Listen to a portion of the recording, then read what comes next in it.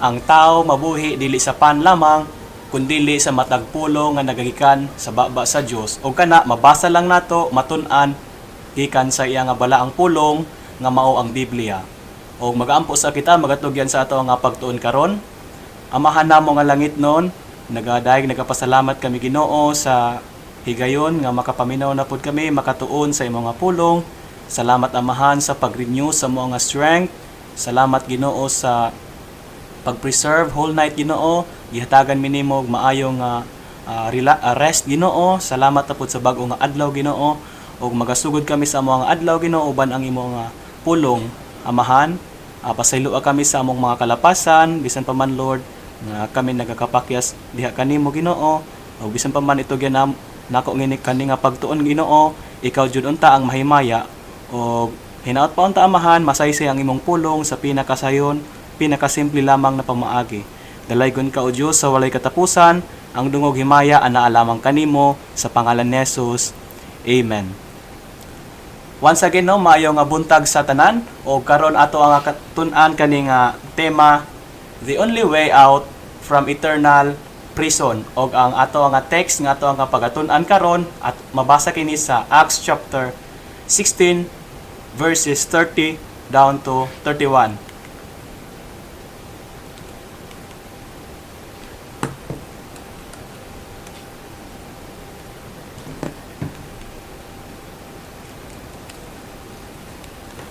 Nagaingon ang pulong diri sa Cebuano version, og midala kanila sa gawas og miingon, mga sir, unsa ang kinahanglan nga akong buhaton aron maluwas?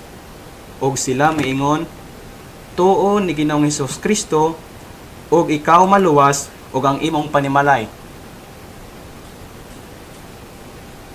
Sa English version, and brought them out and said, Sirs, what must I do to be saved?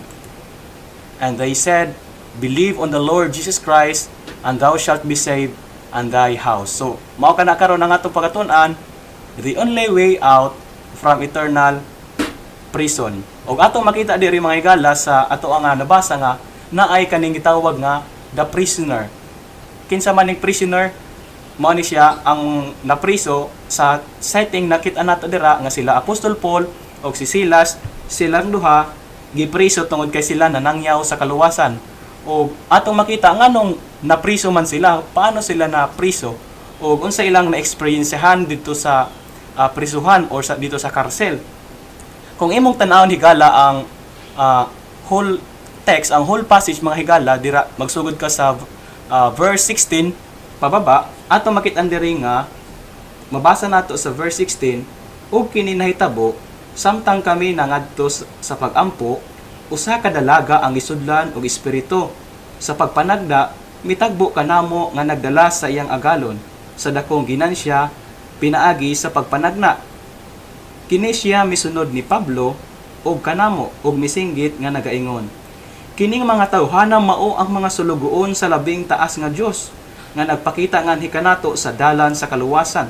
So naay usa ka dala nga gisudlan sa espiritu o gisudlan ang dalaga sa usa ka espiritu sa pagpanagna. So kani siya nga babae, fortune teller ni siya, unya sa iya nga pagpanagda mga higala is naga-income na siya og ang iya nga master. So ang nahitabo kay sige man ni siya nga babae nagsunod-sunod ila ila Apostol Paul o kay Silas. Og ato pud nga makita nga kini siya misunod ni Pablo og kanamo og misinggit nga nagaingon, kining tawhana mao ang mga sulugoon sa labing taas nga Dios nga nagapakita nga ni kanato sa dalan sa kaluwasan. So nakabalo ang dalaga nga sila Apostol Pablo og si Silas nagapanangyaw sa kaluwasan sa tuwa nga kalag. Mao ni siyang ingon diri nga nagapakita nga ni kanato sa dalan sa kaluwasan og kini gihimo niya nga daghang mga adlaw. So kada adlaw nagasunod-sunod kani nga bayhana kila Apostol Pablo. So ang nahitabo mga higala is kani nga si Apostol Pablo nasamukan, apan si Pablo ingon nga nahasol, miliso og miingon ngadto sa espiritu nga nagsugo kanimo og gi-rebuke niya og nagaingon sa ngalan ni Jesucristo pagawas gikan kaniya. So gipagawas ni Apostol Paul ang spirit or ang espiritu gikan sa dalaga, maong nawadan siya power sa pagpanagna. So ang nahitabo mga higala is nakitan siya sa master sa dalaga, nga nakitan niya nga wa na siya ma-income ana kay nawala naman tong spirit sa pagpanagna. So ang nahitabo mga higala, ug sa diha nga ang iyang mga agalon nakakita nga ang paglaom sa iyang ginansya nawala na, sila midakop ni Pablo ug Silas ug miguyod kanila ngadto sa dapit sa merkado ngadto sa mga pangulo, ug midala kanila ngadto sa mga maghuhukom nga nagaingon, kining mga tawhana ingon nga mga Hudiyo sa hilabihan nagsamok sa atong syudad ug nagtudlo og mga pamatasan nga dili subay sa balaod alang kanato sa pagdawat ni pagtuban sa ingon. So mga higala, atong makita dira nga nalain or na disappoint ang usa ka master sa usa ka dalaga, maong iyang gibuhat mga higala is ilahang gipadakop sila Apostol Pablo ug si Silas, unya gipalatigo, unya gipapriso, unya gi-instrukan pa jud ang usa ka jailer or ang jail guard nga dili jud dapat siya makagawas. So ang nahitabo mga higala is bantay serado jud sila Apostol Pablo ug si Silas uban sa mga katawhan nga pinireso didto. So mga higala, ang nahitabo mao ni gikadinaan si Apostol Pablo, gipreso, ug tungang gabi mga higala nagaampo sila. Mao nang ingon diri sa verse 25, sa pagkatungang gabi si Pablo ug Silas nagampo ug miawit ug mga pagdayeg ngadto sa Dios, ug ang mga binalanggo nakadungog kanila. Ug sa kalit dihay usa ka makusog nga linog. Mao nga ang mga haligi sa bilangguan na uyog, ug diha-diha ang tanang pultahan na abli, ug ang gapos sa matag usa nangatangtang. So sa dihang nagdaig sila Apostol Pablo, nagaampo sila sa Ginoo, is nangatangtang ang kadena, nangatangtang ang mga haligi. So ang jail guard is naging hopeless siya, abi niya nakatakas na ang mga piniriso, abi niya nakagawas na sila Apostol Pablo. So maong nahimo siyang hopeless, abi niya nakagawas na sila. Unya sa verse 27 mga higala, atong makita diri nga ang magbalantay sa bilangguan nga nakamata gikan sa iyang pagkatulog, ug sa nakakita nga ang mga pultahan sa bilangguan nga abli, siya milanid sa espada, ug buot-unta mo patay siyang kaugalingon. So gusto naan mag-suicide mga higala kay tungod wa na niya gampanan ingkanaan tungkulin responsibility as jail guard. So ang nahitabo gusto na naangaw magpakamatay, no? So amang ito sa pagkuha og suga ug nagdali sa pagsulod ug miduol nga nagakurog ug mihapa sa atubangan ni Pablo ug ni Silas pagkahuman singitan ni Apostol Pablo. Kay kung imong tan-aw sa verse 28, apan si Pablo misinggit uban sa makusog nga tingog nga nagaingon, ayaw paghimo og kadaot sa imong kaugalingon kay kaming tanan ani adinhi. So in short mga higala is wala sila nakagawa sila Apostol Pablo, wa sila ning takas mga higala. So maong naay pinaka the best nga pangutana ang napangutana sa usa ka jailer. Mao ni siya ingon sa verse 30, mga sir, unsa ang kinahanglan nga akong buhaton aron maluwas? So ang jail guard naghandom siya, unsay akong buhaton aron ako maluwas? Nakabalo ang jail guard nga sila Apostol Pablo nagapanangyaw sa kaluwasan sa ato ang kalag. Mao ang pinaka-importante mga higala, og atong makita diri sa ato nga tema nga mao nga the only way out from eternal prison. Kaning eternal prison mga higala, nag-refer siya sa ato ang kahimtangan nga kita nga mga tao piniriso kita sa sala o kitang tanan nagapaabot sa ato ang prison, eternal imprisonment nga mao ang impierno kung dili kita maluwas. Og sa ato nga makita diri mga higala, natay gitawag diri nga the prisoner. Kinsa maning the prisoner diri? Mao na ang jailer ug ang uban pa nga wala pa naluwas dira sa ilang setting. O kita mga higala, mga piniriso pud ta sa ato ang mga sala, padulong ta sa impierno, o kay kita nga tanan mga makasala man ta. Mao na ang gingon sa pulong sa Ginoo, there is none righteous, no not one. Kay kitang tanan mga makasasala man, mga makasasala kita na padung ana nga imprisonment. O ato makita, mao nang nakaingon siya diri sa Acts chapter 16 verse 30, and brought them out and said, sirs, what must I do to be saved? So handom jud sa usa ka jailer nga maluwas siya. And the only way out, dili lamang na ay prisoner, naapod ang way out. mao ang Ginoong Hesukristo. Ang ato nga gisgutan diri nga eternal prison mao ang atong spiritual nga bahin sa ato nga kalag. Og ang pamaagi lang nga makagawas na siya sa eternal prison, the only way out is by the Lord Jesus Christ. Mao na ang giingon diri sa Acts chapter 16 verse 31, mao ni ang response nila Apostol Pablo og ni Silas sa usa ka jailer nga nangutana sa ilaha nga nagaingon, "Believe on the Lord Jesus Christ and thou shalt be saved, and thy house." So buot ipasabot, si Ginoong Hesukristo lamang ang pamaagi sa kaluwasan. Si Ginoong Hesukristo lang ang pamaagi aron kita maluwas ana nga eternal prison. Nganong si Ginoong Hesus lang ang makapagawas kanato niana. Kay nganuman si Ginoong Hesus lamang ang nag-claim ani nga word nga nagaingon. Jesus saith unto him in John chapter 14 verse 6, "I am the way, the truth, and the life. No man cometh unto the Father but by me." Kaning word mga higala nga I am the way is naa dako ni siyang kalainan sa I am the way og I am a way. Unsa may kalainan anang duha? Kanang mag-ingon ta nga I am a way, meaning si Jesus Christ usa lamang kadalan. Buti pa sabot mo ra siya usa sa mga dalan. Mao na ang I am a way, pero dili I am a way ang gisulti sa Ginoo diha sa John chapter 14 verse 6. Kundi naingon siya I am the way. In short, siya lang ang pamaagi, siya lamang ang way. Ang word nga the nag-imply na siya nga usa lang ang pamaagi aron kita maluwas gikan sa impierno, aron kita maluwas sa eternal prison nga mao ang resulta sa ato nga sala. Og atong makita diri the process. Unsa man ning process aron kita makagawas ana, aron kita maluwas ana nga prison? Ang pamaagi is to believe. Mao na siya ang ingon nila Apostol Paul sa Acts chapter 16 verse 31. "Believe on the Lord Jesus Christ and thou shalt be saved and thy house." So kung ang pamaagi lamang aron kita maluwas, makagawas ana nga eternal prison, mao ang musalig kita sa Ginoong Hesukristo, musalig kita sa iyang nabuhat dito sa krus sa Kalbaryo nga kadto igo na, enough na to siya nga makaluwas o makapagawas kanato gikan niya ng pagka piniriso mga higala.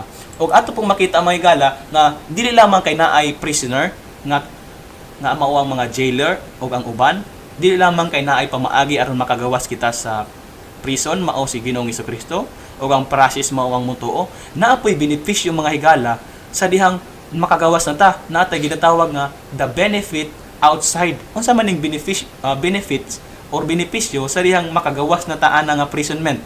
Ang benepisyo mao kini, kita maluwas gikan ni ana. Maluwas kita sa hukom, sa silot, sa kapungot sa Ginoo, sa sala. Ug kana mahitabo lamang sa diha kita nga modangop diha sa Ginoo. Mao na siya ingon diri, "Believe on the Lord Jesus Christ and thou shalt be saved and thy house."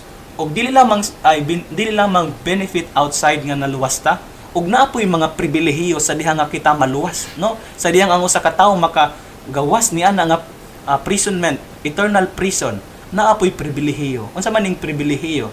The privilege outside is the salvation of thy house and the souls of others. Mao ni ang pinaka the best nga privilege outside sa eternal prison, nga maluwas ang ato nga panimalay o ang kalag sa ubang mga tao. Mao nang ingon diri sa second part, "Believe on the Lord Jesus Christ and thou shalt be saved and thy house." Unya ato makita diri mga higala, wala ni nag-imply, wala ni nagpasabot nga sa diyang maluwas ang usa ka Kristohanon, ang isa ka tawo is automatically luwas na pod iyang mama, unbelieving mother, automatically luwas na pod ang iyang pamilya. Dili na mao higala kay nganuman nagtuo man ta nga ang matag usa siya ang manubag sa iyang kalag. Ako ang manubag sa ako ang kalag, ikaw ang manubag sa imong nga kalag.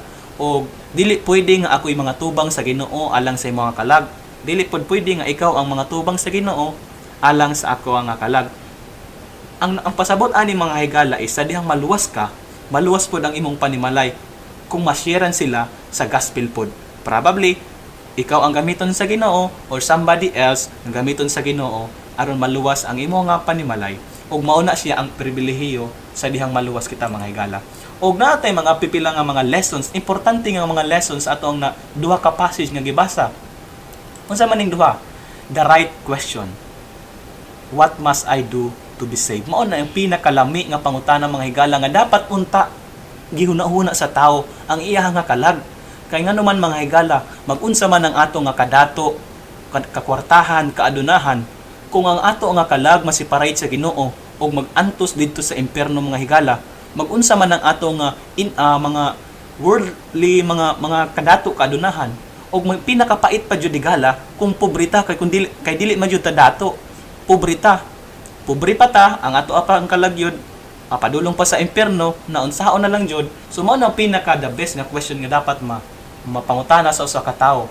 What must I do to be saved? Unsaon man gyud na akong buhaton aron ko maluwas? Mao ni ang same question nga gipangutana sa usa ka jailer. Mao nang niingon siya kay Apostol Pablo. O kay sila, "Sirs, what must I do to be saved?" Dapat kung dili pa ka sigurado higala sa imong kaluwasan, kung dili pa ka sigurado sa imong kalag kung asa na siya padulong, kung mamatay siya, kung palangit ba o impierno, mao ni dapat nga question ang imo nga ipangutana sa imo nga kaugalingon. What must I do to be saved? Kay nganong dapat karon man nato ni ipangutana, nganuman higala timan nga wala nay kaluwasan human sa kamatayon. Human mamatay ang usa ka tawo, human siya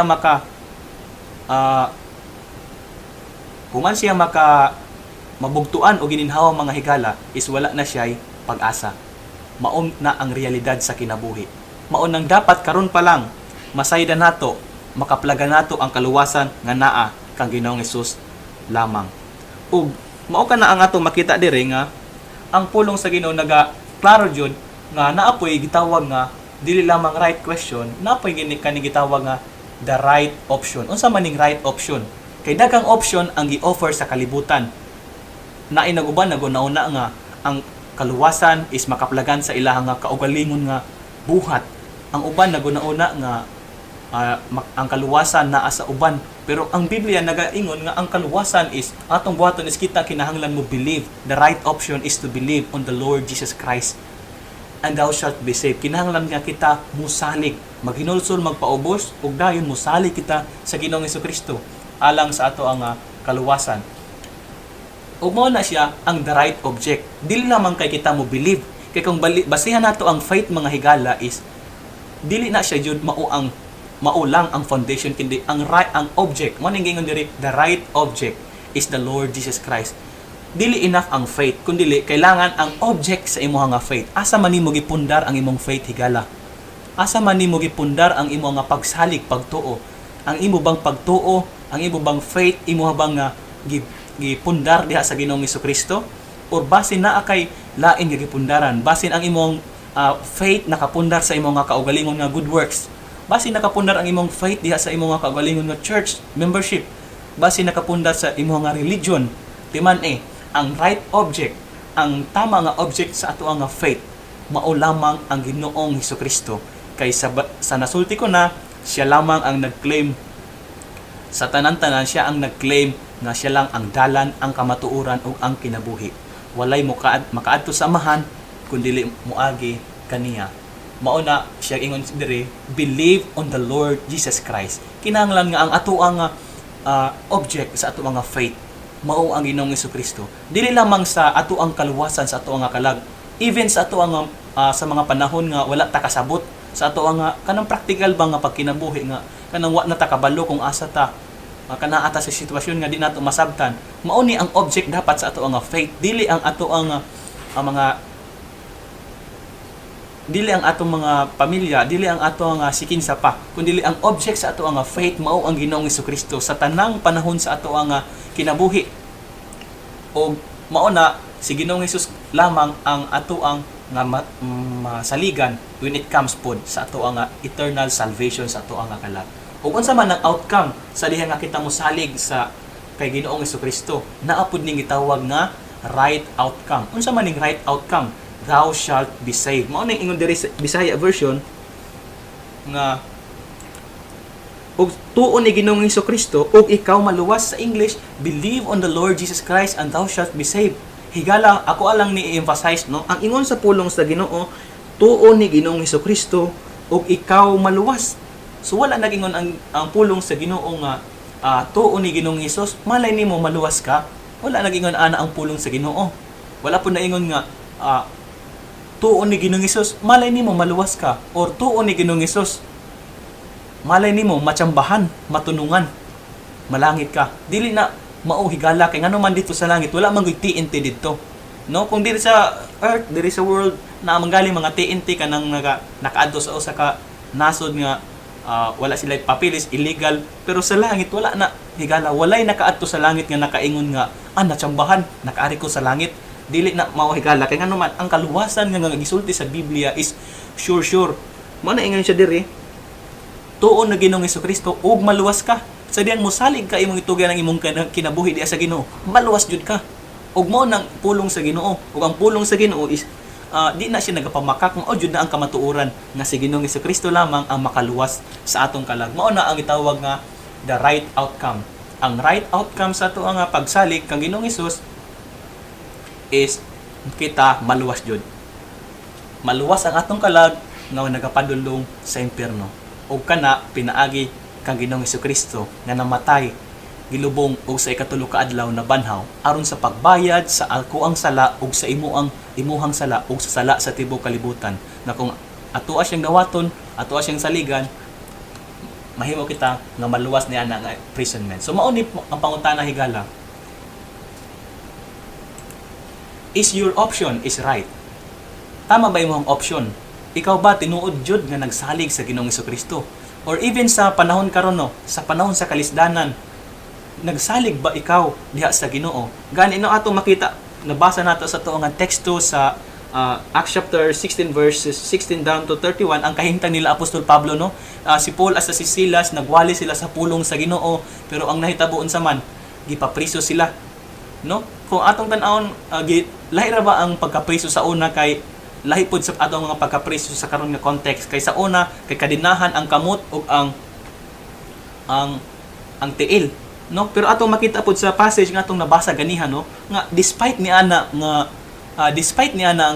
kahimtang nila Apostol Paul ug ni Silas, nakahimo gihapon sila sa pagdaig diha sa Ginoo, nakahimo gihapon sila sa pag-awit o mga pagdaig ngadto sa Dios diha sa verse 25.